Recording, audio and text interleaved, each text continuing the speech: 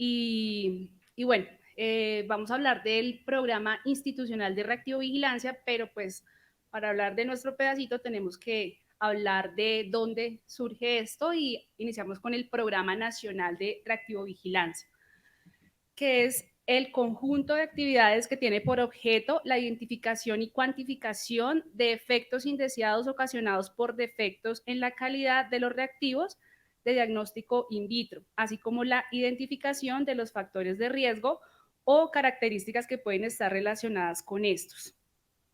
El programa de reactivovigilancia se basará en la notificación, registro y evaluación sistemática de los problemas relacionados con los reactivos de diagnóstico in vitro, con el fin de determinar la frecuencia, gravedad e incidencia de los mismos para prevenir su aparición. Esto reglamentado de la resolución 132 del 2006 y ratificado en la resolución del 2020, la 2020-007532. ¿De dónde surge todo esto? Este es como lo ladrilludo y es como de la normatividad de los reactivos de diagnóstico in vitro. Se inicia en el año de 1979 con la ley novena del 79, que es el Código Sanitario Nacional. Sigue la ley en el año de 1993 con la ley 100, donde sale la vigilancia sanitaria y control de calidad de reactivos de diagnóstico in vitro.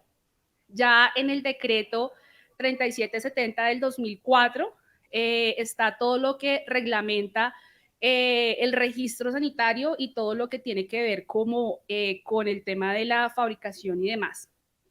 En el año 2006, la resolución 0132 del 2006, condiciones de almacenamiento, todo lo que tiene que ver con buenas prácticas de manufactura, todo lo que tiene que ver con el empaque y obviamente ya teniendo lo del registro sanitario. En el 2013, la resolución 2013-03-8979 del 2013, entonces ahí ya se enfatiza lo de los reactivos, surge el Programa Nacional de Reactivovigilancia. El decreto 1036 del 2018 amplía y nos da más definiciones y diversifica como la diferencia de los diferentes reactivos de diagnóstico in vitro. Son los requisitos para la importación de reactivos RUO y IUO, que se empiezan a hablar de los reactivos también de investigación.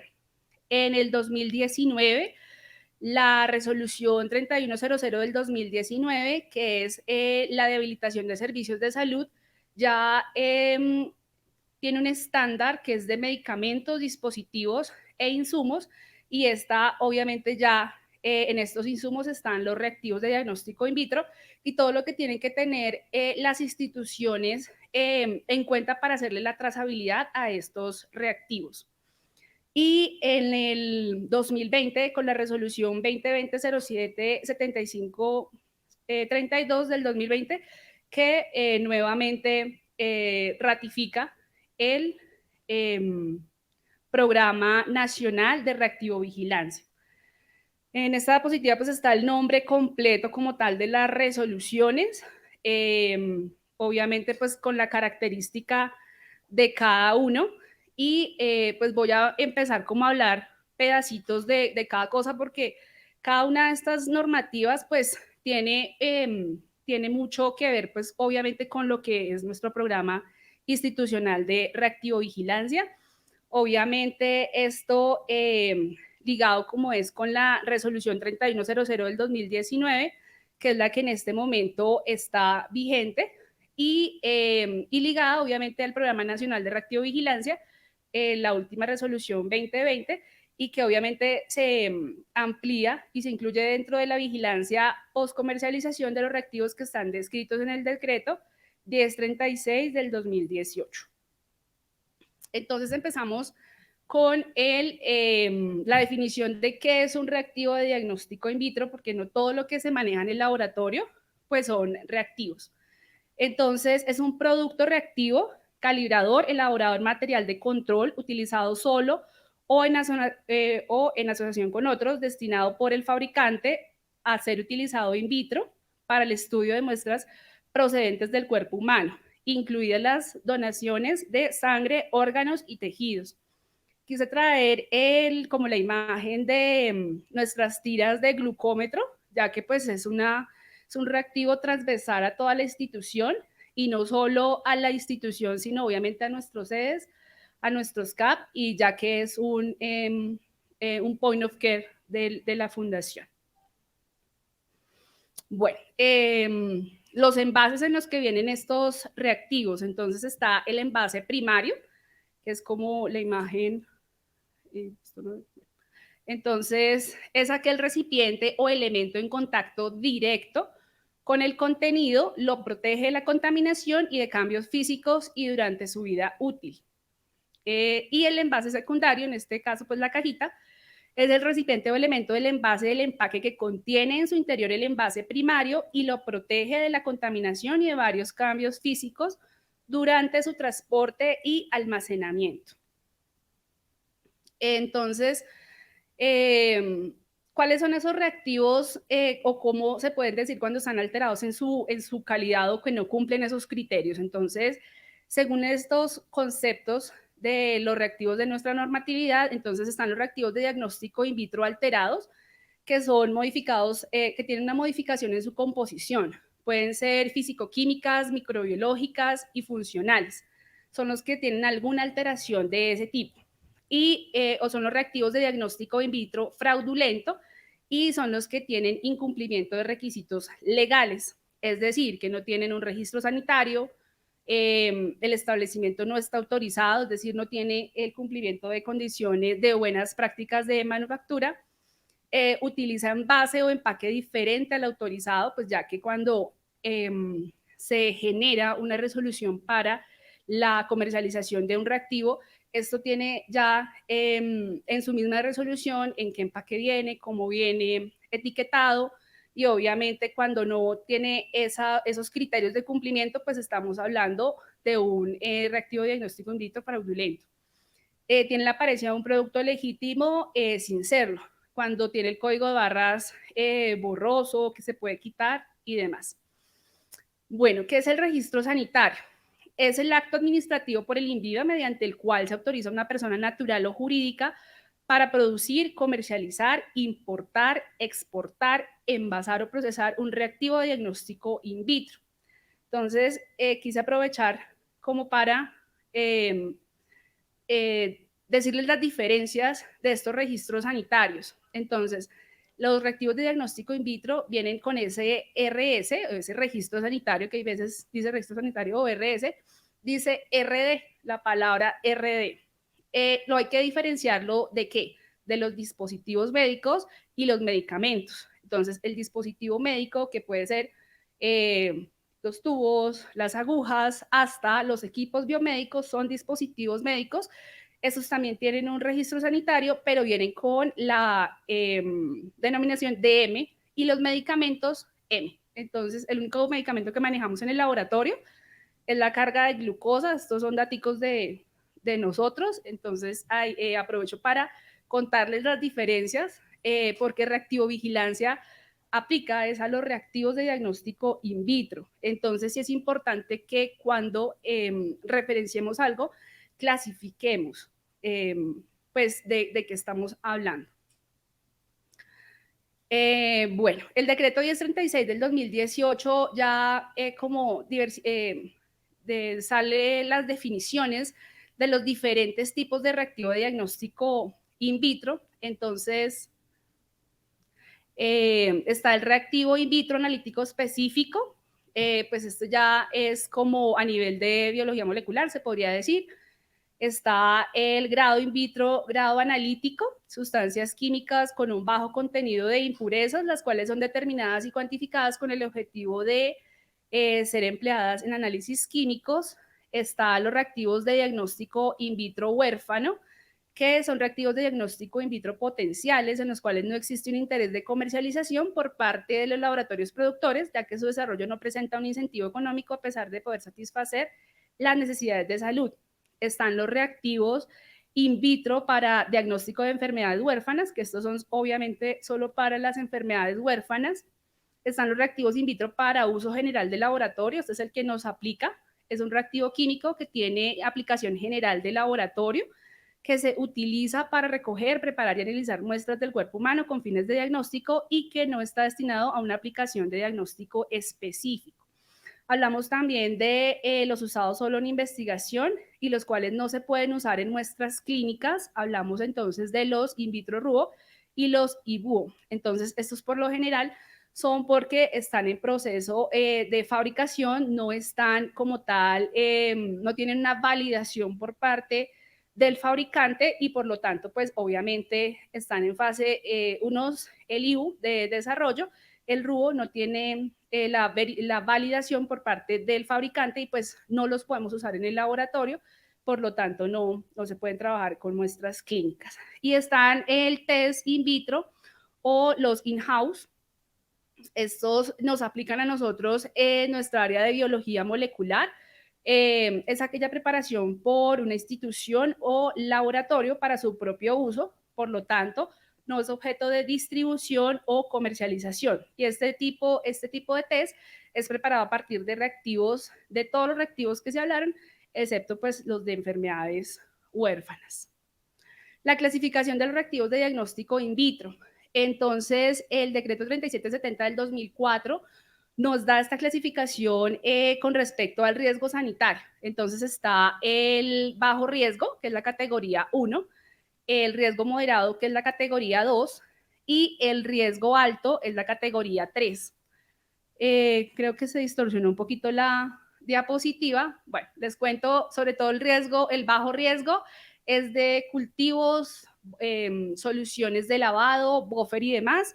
El de riesgo moderado es básicamente todo lo del laboratorio, biología, microbiología, hematología, química, inmunología y demás. Los de alto riesgo son estos son los de que tiene que ver todo lo de para las transfusiones sanguíneas y hemocomponentes, todo lo que tiene que ver con servicio transfusional, bancos de sangre, todo lo que tiene que ver con lo de las donaciones de sangre. Y los reactivos para terminación del COVID se clasifican en la categoría 3. Bueno, los de riesgo bajo y riesgo moderado, estos tienen como el registro sanitario automático, en cambio los de la categoría 3, pues estos entran en un estudio previo de concepto de sala especializada para poder pues emitir el registro sanitario. El ciclo de vida de los reactivos de diagnóstico in vitro, entonces, esto tiene que ver con todos los procesos al cual es sometido el reactivo desde su investigación y desarrollo hasta la comercialización, de tal forma que el análisis de la información captada de los reportes se puede orientar hacia la alteración de la calidad o desempeño. Entonces está la precomercialización, que es todo el tema de que evalúa la eficacia, y está el certificado de acondicionamiento y almacenamiento, sistemas de calidad del establecimiento y el registro sanitario, obviamente cuando ya se emite esa resolución. Y obviamente esto va ligado a la calidad, seguridad y desempeño de la tecnología. Y la postcomercialización, que es que evalúa la efectividad como tal de este reactivo. Entonces, está la vigilancia en el uso, calidad, seguridad y desempeño, y la vigilancia proactiva, que es la prevención de riesgos, y que obviamente a esto vamos enfocados a nuestra vigilancia proactiva y a la vigilancia en el uso. ¿Qué hacemos o qué actividades programadas, qué actividades están dentro del Programa Nacional de Reactivovigilancia y que también nosotros hacemos como institución? Entonces, se identifica un efecto indeseado, se recolecta esta información, se evalúa, se gestiona y se divulga. Esto obviamente en el sistema de vigilancia postmercado, con la información sobre eventos adversos e incidentes que se presenta durante el uso de los reactivos de diagnóstico in vitro y reactivos y con el fin de mejorar la seguridad de los pacientes, usuarios y otros. Entonces, nosotros como institución estamos en esta red del reactivo, de la Red Nacional de Reactivovigilancia, y entonces estamos incluidos los pacientes y los usuarios, los fabricantes e importadores, las secretarías de salud, el INVIMA y el mismo Ministerio de Salud. Así como muy rápidamente, porque creo que ya se me acabó el tiempo, tenemos nuestros 2 documentos, que está el programa de reactivo vigilancia, el estándar operacional de reactivo vigilancia, nuestro objetivo, que pues obviamente abarca desde los reactivos de diagnóstico in vitro que manejamos aquí en la fundación, los de point of care y los de las diferentes CAP y sedes de la institución.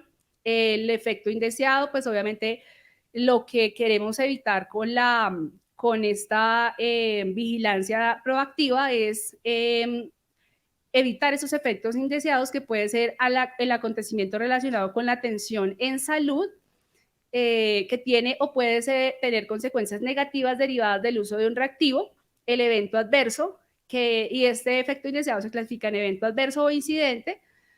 El evento adverso clasificado como daño no intencionado al usuario, paciente o al medio ambiente que ocurre como consecuencia de la utilización de un reactivo. Incidente, potencial daño no intencionado al usuario, paciente o al medio ambiente que podría ocurrir como consecuencia de la utilización de un reactivo. Entonces, ¿qué hacemos nosotros en la institución para hacer esa búsqueda proactiva de toda esta vigilancia en reactivo vigilancia? Entonces, ante una necesidad, se hace una solicitud de adquisición. Esto obviamente viene, se solicita una información a estos proveedores y va legado con esa resolución de registro sanitario. Se revisa el inserto en español, se revisa si tiene certificado de análisis, fecha de vencimiento, lote y obviamente pues se analiza la propuesta económica y se hace un estudio de verificación que es el que pues ya mi compañera Marce les contó de qué consta todos estos procesos de verificaciones para emitir el concepto técnico y obviamente poder avalar el reactivo. Ya cuando se tiene este reactivo, entonces les cuento lo que hacemos aquí en la fundación con respecto para hacer y mitigar estos riesgos relacionados a los reactivos de diagnóstico in vitro. Entonces, son las actividades previas relacionadas con el uso de los reactivos de diagnóstico in vitro en las que interfieren factores humanos y técnicos. Entonces, ¿con qué contamos? Entonces, el almacenamiento, entonces disponemos de diferentes espacios, tenemos refrigeración, congelación, almacenamiento a temperatura ambiente, esto lo controlamos con la plataforma 3Sense en los diferentes turnos. Adicional, tenemos una semaforización. Rojo lo ponemos el puntico si está a menos de 30 días, amarillo de 30 a 90 días, verde superiores a 90 días. Tenemos un espacio de cuarentena. Esos reactivos que están en cuarentenas porque o están en un proceso de verificación, como bien lo dijo Marce, que todavía no lo tenemos como tal implementado, pero está en un proceso, o porque van a dar de baja o porque están para cambio, o bueno, tienen alguna situación pendiente y pues están esos espacios también habilitados para eso. En la fase preanalítica, el desarrollo de la metodología, entonces, lo mismo, se revisan los insertos, está obviamente todo documentado en los estándares operacionales, la distribución y el transporte de almacenamiento, esto con apoyo del área de almacén, que ellos hacen la recepción técnica. En el área analítica, entonces, la fase analítica actúa como un filtro que permite determinar si un reactivo tiene las fallas en su desempeño y calidad, esto mediante la evaluación de los errores aleatorios y sistemáticos. Y obviamente, pues tenemos aquí nuestros controles de calidad, tanto interno como externo, para obviamente hacer esa verificación de ese desempeño. Se evalúa las condiciones del reactivo, su uso, la preparación, si viene liofilizado, si viene para reconstituir, para preparar, y obviamente esto hay que tenerlo en cuenta en la fase analítica. En la fase posanalítica, pues ya es cuando sale el resultado y cuando pues obviamente ya está también como la segregación de residuos. Entonces, ¿qué tenemos? Pues tenemos nuestro LIS, tenemos nuestros sistemas de información que pues son bidireccionales para las plataformas analíticas, y pues obviamente esto para impactar positivamente la seguridad del paciente. Tenemos obviamente cuando se presenta alguna situación, diferentes canales de reportes de eventos adversos o incidentes que están en Almera, el 123, bueno. Y obviamente ya en la posanalítica también alineados con la segregación de residuos de acuerdo a la ficha de seguridad, pictograma asociado y de acuerdo a lo establecido pues en el plan de gestión integral de residuos de hospitalización. En nuestra vigilancia proactiva, entonces, aproximadamente cada 15 días se revisan alertas sanitarias y los informes de seguridad emitidos por el INVIMA o las mismas casas comerciales. ¿Qué es una alerta sanitaria? Entonces, una sospecha de una situación de riesgo asociada a la utilización de un reactivo con una falla que pueden afectar la salud de la población o pueda tener trascendencia social, frente a la cual se hace necesario el desarrollo de acciones de salud pública urgentes y eficaces. Y los informes de seguridad, que es información tendiente a prevenir la ocurrencia de un evento adverso asociado al uso de un reactivo con una potencial falla.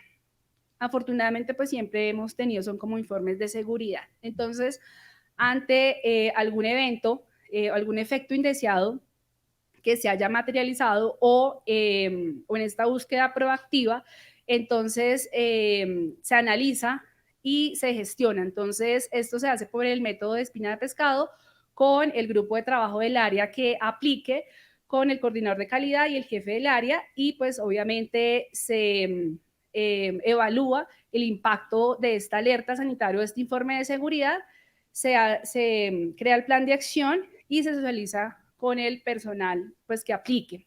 Y de esto obviamente se socializa nuestro grupo primario, que es el Comité de Reactivo Vigilancia, una vez al mes en las reuniones que están establecidas.